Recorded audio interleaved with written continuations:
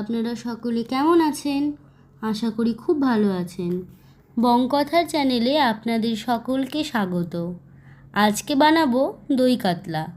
দই কাতলা তো অনেকেই খেয়েছেন, বিয়েবাড়িতেও খেয়েছেন।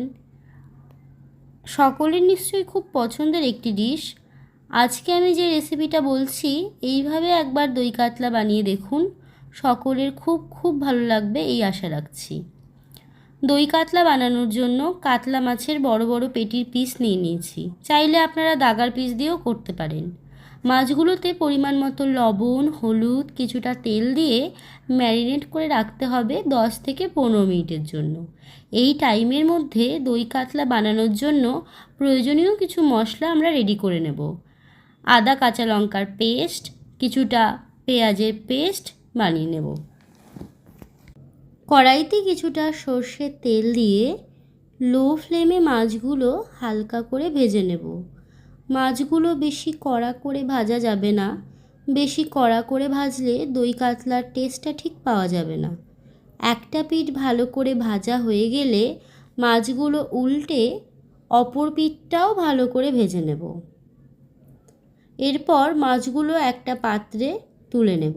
মাছ ভাজার তেলেই কিছুটা গরম মশলা, অল্প এলাচ, লবঙ্গ, তেজপাতা, 2 শুকনো লঙ্কা, 1 চা চামচ গোটা জিরে ফোড়নে দেব। ফোড়ন থেকে একটা মিষ্টি গন্ধ বেরোলে আগে থেকে রেডি করে রাখা পেঁয়াজের পেস্টটা দিয়ে অল্প নাড়াচাড়া করে নেব।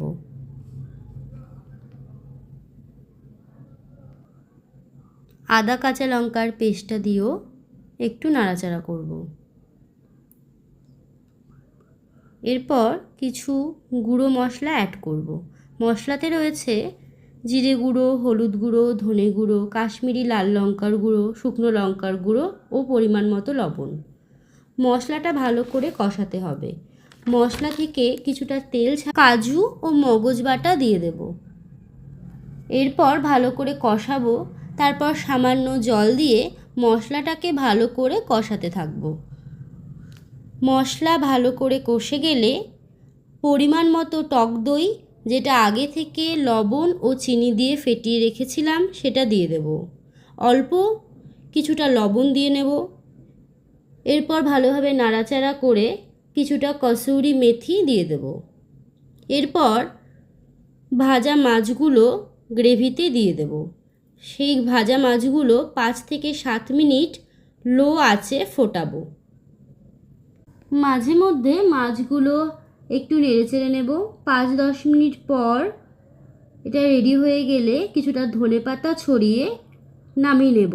রেডি হয়ে গেল আমাদের দই কাতলা। রেসিপিটি কেমন লাগলো সবাই জানাবেন। ভালো লাগলে লাইক, কমেন্ট অ্যান্ড শেয়ার করবেন। এরকম সুন্দর সুন্দর রেসিপি জানার জন্য আমার চ্যানেলটিকে সাবস্ক্রাইব করবেন।